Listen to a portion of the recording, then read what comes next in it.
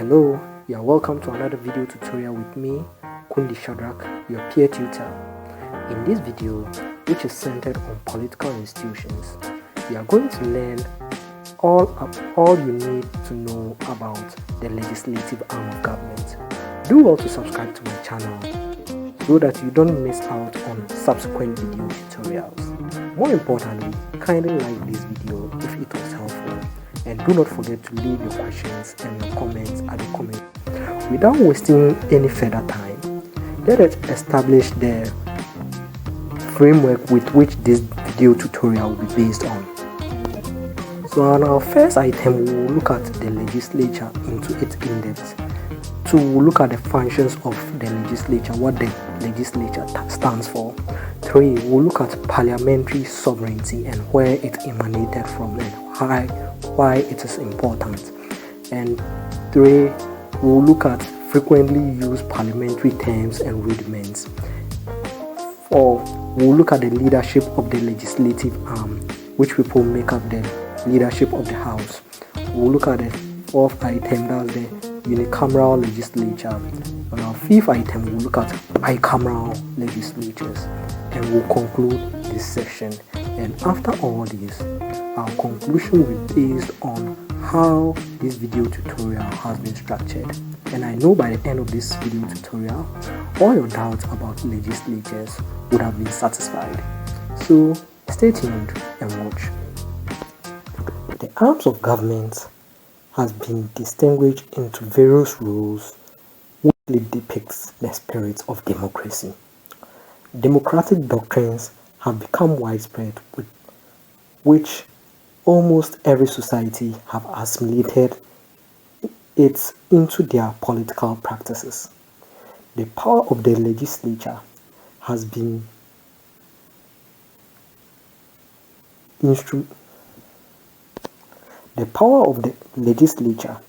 been powerful and instrumental in propagating the partitioning of democratic rules, usages, conventions, functions, and personalization. Legislatures have been instrumental towards the transition from absolutism to democracy, which took the bloodshed of many through wars and revolutions. Among such includes the French Revolution, the English Civil War, the Glorious Revolution of 1688 in England, among several others. For the proper functioning of every state, there is the need for a working body of people who form the people's representative to work in the interest of the people, which is the legislature. So what is the legislature? The legislature is the organ of government that is responsible for the creation or enactment of laws for the sound administration of a state. A legislature, in simple terms, is a deliberative assembly tasked with the authority to make laws for a polity. There are several reasons with which legislative bodies exist, even to the extent that in most or in some absolutist states, there is still a legislature which is a binding force among and between these two bodies. That's the monarch or the traditional council and the legislative or the deliberative arm. So let us now look at the functions of the legislature. So one of the functions of the legislature is lawmaking. In the previous dispensation of absolutist regimes, laws used to be derived directly from customs, traditions, usages, decrees, etc. Nevertheless, in contemporary democratic politicking, laws are sourced from the legislature.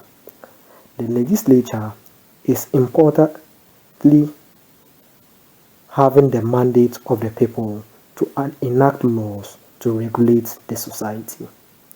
The legislature is the highest lawmaking body of any democratic state. Secondly, Legislatures have control over budgets.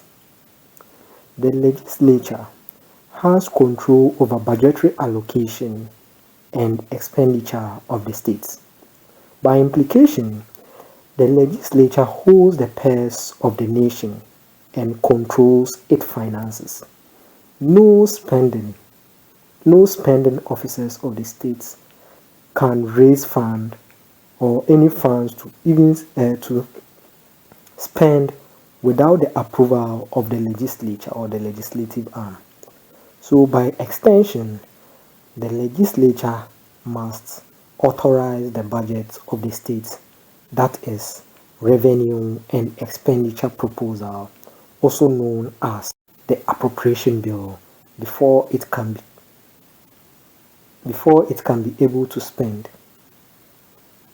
Thirdly, the legislature has supervisory role over the executive.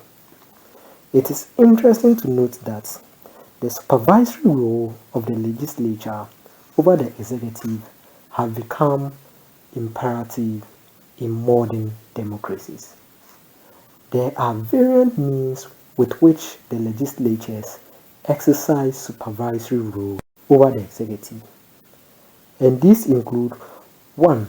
Approval of nominations of executive appointments of ministerial positions. So one of the supervisory role is that despite the chief executive having the power to appoint his or her ministers, the authority lies on Parliament or the legislature to take the minister or the designated minister through vetting and all kind of parliamentary rudiments in order for approval. 2.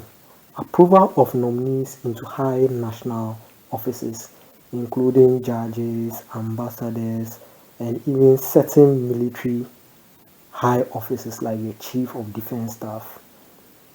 3. Vote of censure. This is one of the most important ways in which the legislature have supervisory role over the executive. 4. Approval of executive policies. 5. Investigations of ministers of states, heads of government, commissioners, and agency heads. That is question time or question hour, as is mostly put into in parliamentary terms. And importantly, the legislature performs also judicial functions. The legislature, under the presidential system of government, performs supernormal judicial functions in the states when the need arises. Customarily, the legislature is given judicial functions, that is, to impeach the chief executive in circumstances in which the legislature has been assigned to act as a court of impeachment. That is, serving as investigative court for trying high public officials on charges which might cost the reputation of the state. This can be exemplified in the impeachment of President Donald Trump in the United States. 5. Representative function. The legislature is an embodiment of the collective interest and opinion of the citizens. The legislature serves as an intermediary or a conduit between the governed and the government. Interestingly, the legislature also performs deliberative functions. The legislature deliberates over issues of national importance, including public issues, problems, and needs of the people. This also adds up to the educative mandates of the legislature. The debates and discussions that take place on the floor of the House, members of the legislature draw the public's attention to certain important issues.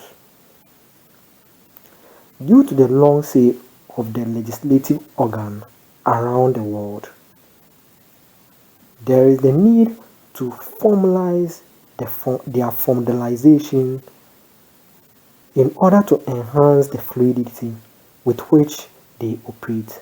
This directly leads us into parliamentary sovereignty. So one will ask, what is parliamentary sovereignty? Parliamentary sovereignty or supremacy implies the overriding or exclusive powers of the legislature in the process of lawmaking in a state. Parliamentary sovereignty is a customary political edifice of the United Kingdom.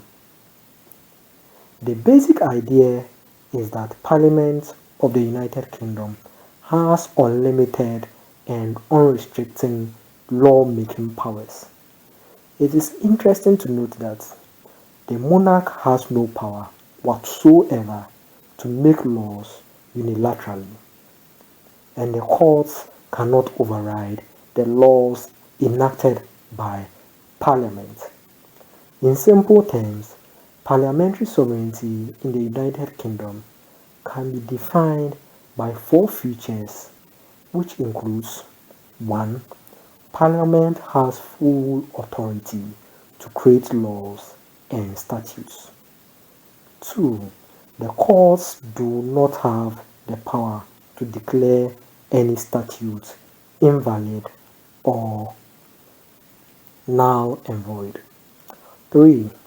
No current parliament is bound by laws or precedents of previous parliaments or previous house. 4. Parliament cannot pass any law which in the future another parliament cannot undo. So in sum, we can say that parliamentary sovereignty refers to Parliament being the only institution that has the authority to make laws, to make and unmake and amend laws in a state. Let us now digest some of the legislative terms used in most legislatures. For the purpose of this video, we will unpack only popular and frequently used terms, as there are thousands of terms which are in Parliament and most of them are not being used or they are not frequently used, but we are going to look at those which are frequently being used. To kickstart of these terms, let us look at what the life of a legislature is like. So the life of a legislature refers to the number of years within which members of the legislature can hold seats or offices. This varies from one country to another. These years be interrupted by the passage of vote of no confidence, as it is in the parliamentary system, the pure parliamentary system, and premature dissolution of parliament at the instance of the prime minister. So in parliamentary system like the United Kingdom, there are times in which the life of the house can be short-lived by the prime minister due to certain circumstances. So an example, the former prime minister to the United Kingdom was Theresa May, and she resigned, and this brought a halt to the term of the House of the United Kingdom Parliament, which ushered in the current Prime Minister of the United Kingdom, that is Boris Johnson. But the life of other legislative arms are also fixed, as in presidential systems, and sometimes they go for midterm elections. That is in the case of the United States of America. but in other jurisdictions they are mostly fixed. So in Nigeria it is fixed, in Ghana it is fixed.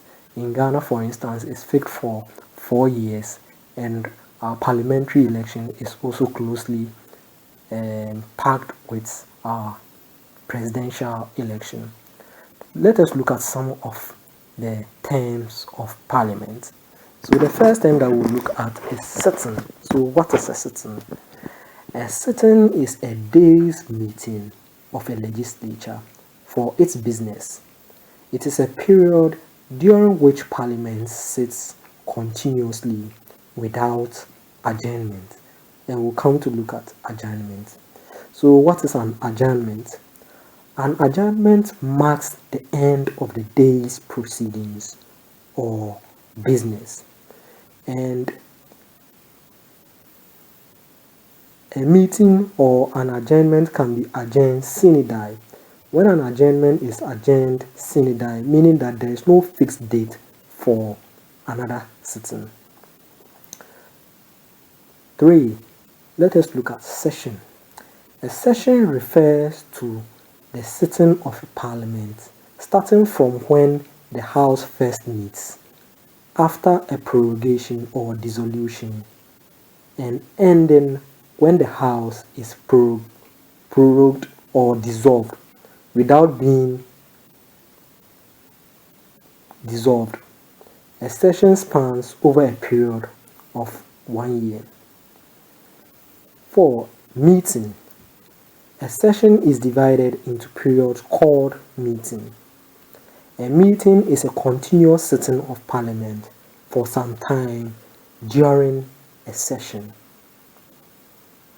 Let us now look at recess. A recess is a period of vacation or holidays for a legislature. Prorogation, as I mentioned earlier, act of closing a session in anticipation of the beginning of another session within the lifetime of a law-making body. That is the formal end of session of a legislature. So a legislature session is between a year, and after a year there's a prorogation, and the prorogation brings the session into an end. Now let us look at dissolution. Dissolution brings the life of the legislature to an end. The next term is amendment. So an amendment refers to any alteration made or proposed to be made in a bill, motion, resolution, or clause by adding, changing, substituting, or omitting a language. Our next term is appeal. An appeal refers to a parliamentary procedure for challenging the decision of a presiding officer, and the presiding officer is the Speaker of the House or an executive head. Our next term is appropriation. Appropriation refers to the amount of money set aside for a specific purpose and designated from a specific source, such as the General Fund, Environmental License Fund, Consolidated Fund, tax, etc. Our next term is a bill. A bill refers to a draft of a proposed law introduced by a member of the legislature. And bills are differentiated into several of them. But now we are going to look at fiscal bill. A fiscal bill refers to any measure that contains an appropriation of funds or requires a state agency to spend money for any purpose or resource in a substantial loss of revenue to the state. Legislative Council determines which bills are fiscal bills. The designation appears at the end of a legislative council's digest found on the first page of each bill. Fiscal bills must be heard by the Assembly Appropriations Committee in addition to the Appropriation Policy Committee in each house. Now we look at a fiscal year. Fiscal year refers to the 12-month period on which the budget is planned. The state fiscal year begins mostly from 1st July and ends 30th of the following year. The federal fiscal year also begins in October and ends in September of the following year. Gallery. A gallery refers to the balconies of the chamber from which visitors may view proceedings of the legislature. And most importantly, per diem. Per diem literally means per day. It is the daily expense money rendered to legislatures or to the legislators themselves. This directly propels us into the leadership of the House. The leadership of the House of every legislative arm is composed or constituted by the head of the House, that's the Speaker of the House, followed by his deputies or his or her deputies, then majority leader, followed by the minority leader and the whips of both caucuses. So the Speaker of the House. The Speaker is the principal leader of the House or the Assembly, and he or she is typically given the following function. So 1, he or she presides over the daily sessions of the House or the Assembly. 2, he or she preserves order in the chamber or in the House. 3, state parliament. He or she states parliamentary motions. 4, he or she rules on parliamentary questions. 5, he or she appoints committee chairs and members upon the approval and submission of the leadership of both caucuses of the House. 5, he refers bills to committees. 6, he signs legislations, writs, warrants, etc., and also acts as the official spokesman of the House or the Assembly. The majority leader. The primary function of the majority leader usually relates to the floor's duty. The majority leader is tasked as the lead speaker of the majority party during floor debates. 2, he develops the calendar of the House in consultation with the other side of the House, that's the minority, and other members of the House. 3, he or she assists the President or Speaker of the House with the program development and policy formation and policy decisions in acts. 4, he or she acts as the official spokesman of the House or Assembly. Let us look at the functions of the majority whip, or in some jurisdictions, majority chief whip. The duty of the majority whip, 1, is to assist the floor's leader. 2, to ensure members' attendance to the House debates. 3, count votes. And 4, communicate the majority's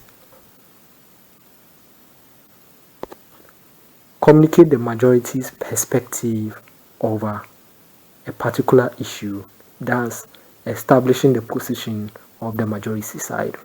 Now let us now look at the minority leader. So the minority leader is the principal lead or the principal leader of the minority caucus.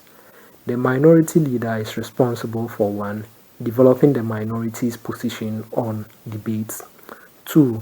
Negotiating with the majority party so that they can come to terms with certain policy decisions, 3.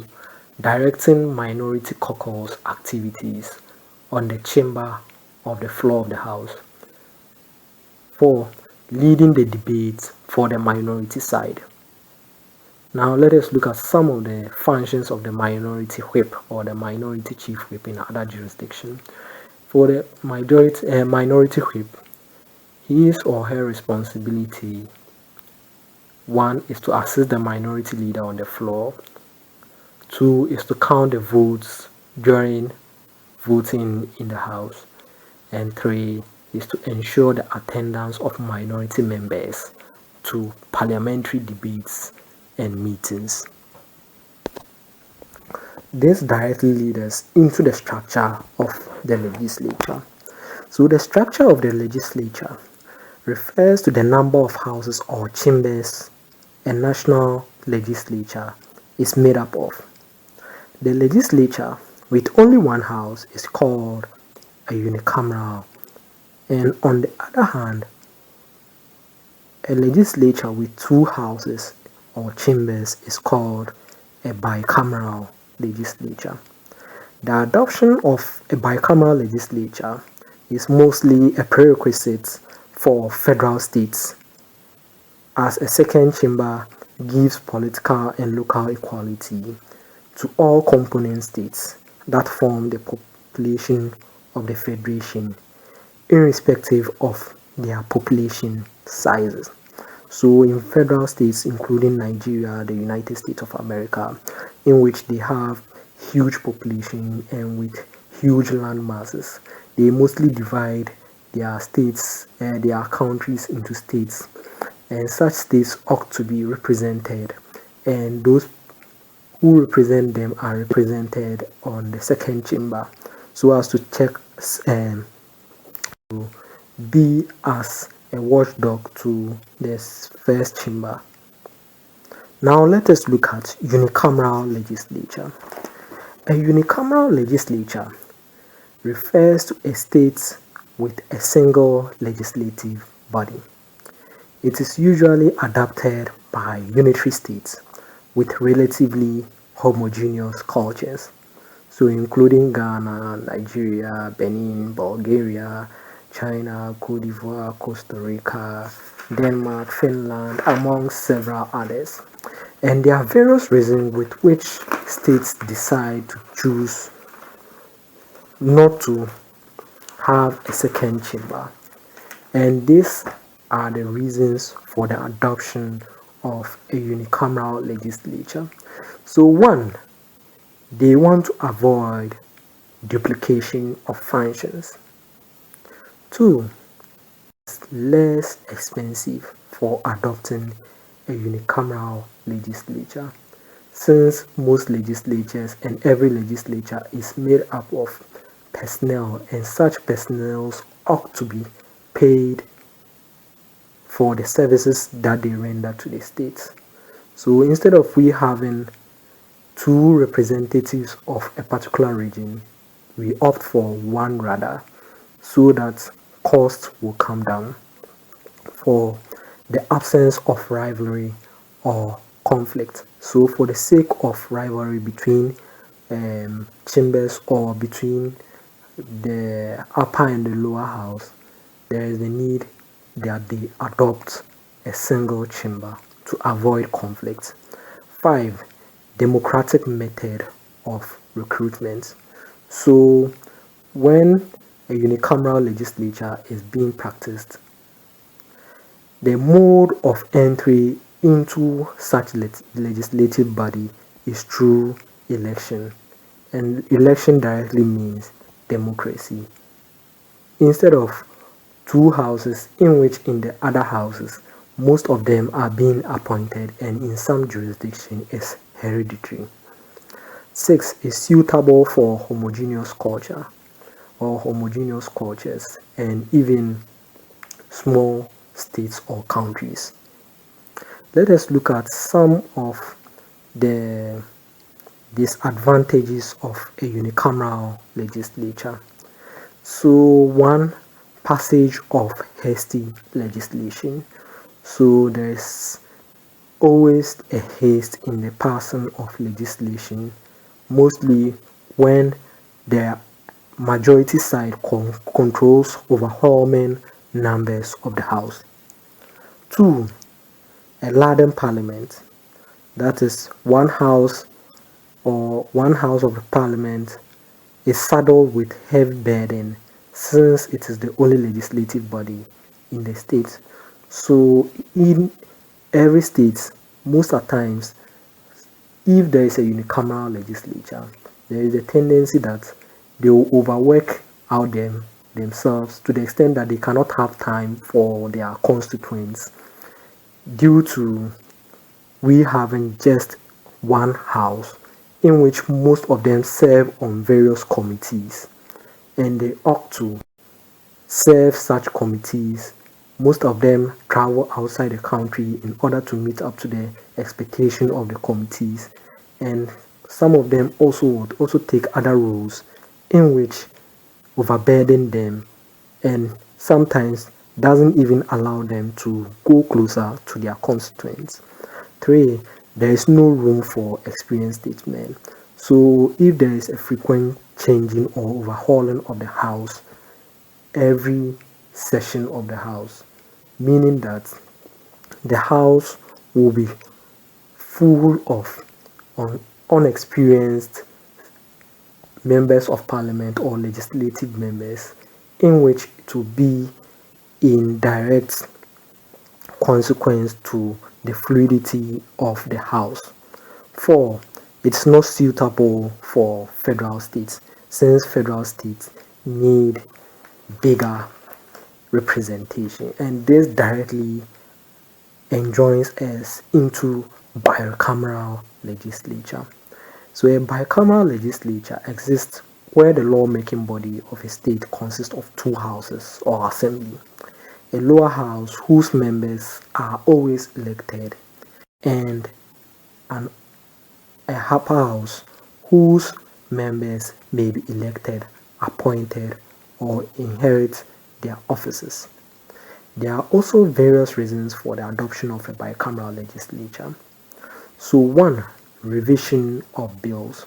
So when the first house presents a bill and it goes through smoothly, there is the need for the second house to revise those bills to make up for any inconsistency within such bills, so that such bills would have gone through lengthy discussion before it come out to the people and work well in their benefit. 2, tapping the resources of non-partisan experienced people.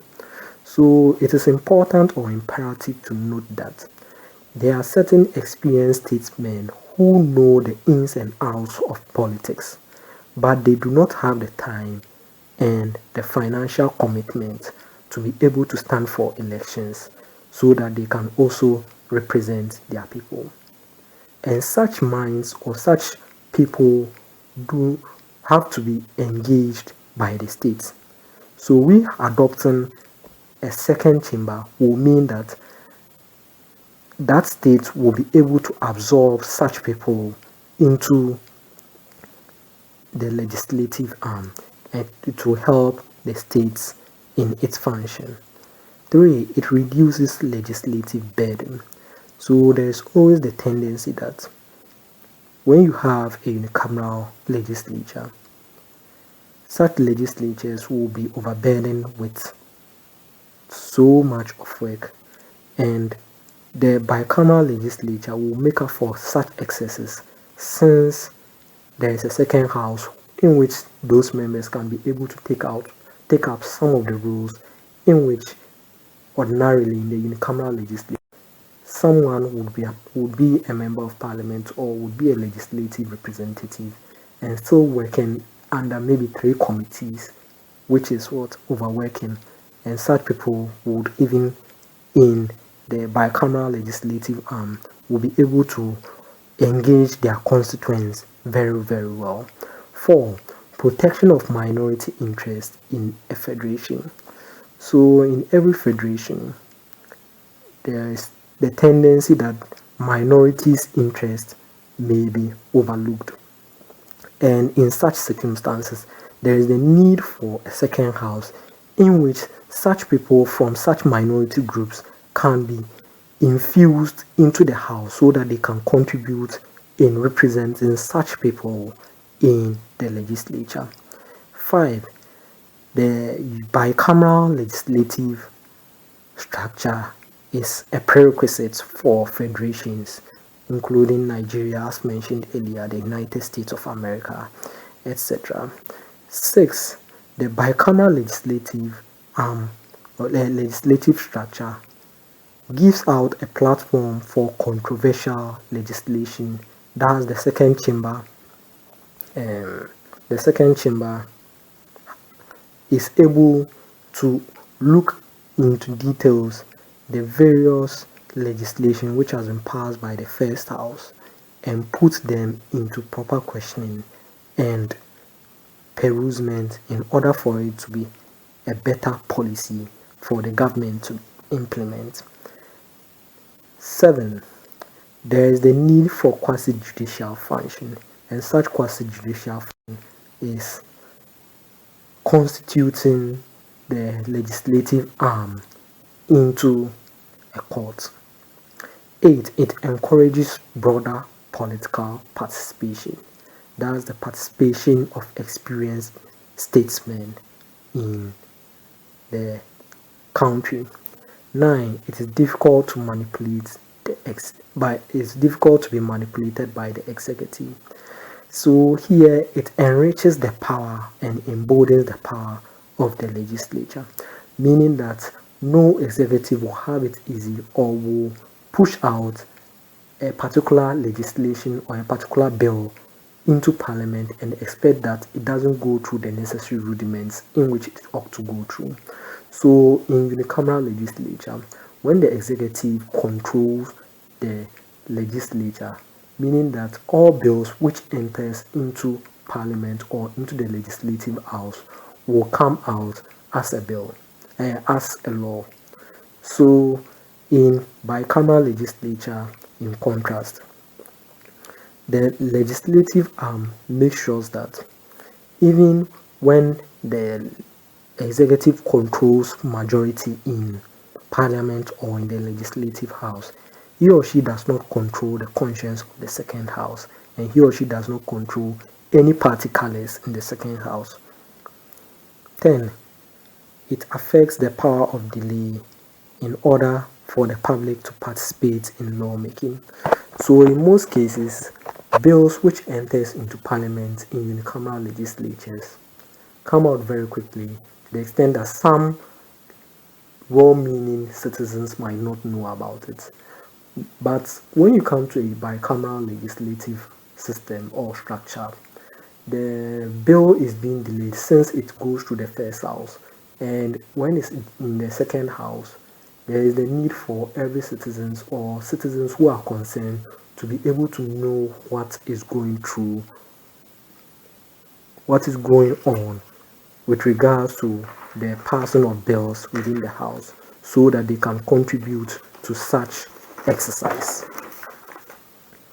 There are also problems which are associated with the bicameral legislature. So one very, very imperative is it is expensive to operate. So with regards to the numbers of legislators in the first house and the second house, meaning that you are going to duplicate your annual spending on the legislative arm alone as compared to unicameral legislatures, in which they are having only one house. 2, it is undemocratic mode of recruitment, especially for the second house. Most of them are appointed. Some of them are also inherit the office through inheritance, and some of them also are just appointed, as mentioned earlier. 3, duplication of functions. So the core mandate of every legislative arm is to enact and amend laws, and those two houses, the lower house, the upper house, they are serving the same purpose of lawmaking. 4, there is unhealthy relationship between the upper house and the lower house, most especially when the lower house has passed a bill and the upper house refuses to pass such bills because of certain mistakes or certain things that they've seen to be wrong with the bill. 5, insensitivity to the needs of the people, because they are mostly not elected directly elected into office by the people.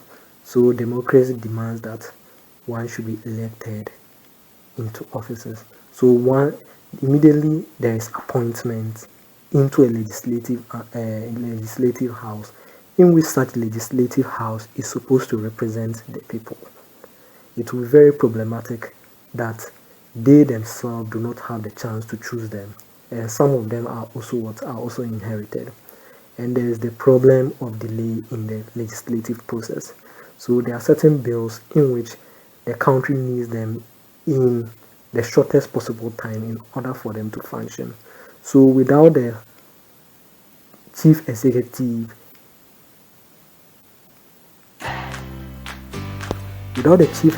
invoking an executive order to that effect, such legislations would take a very long time in order for it to come out as bills, as laws.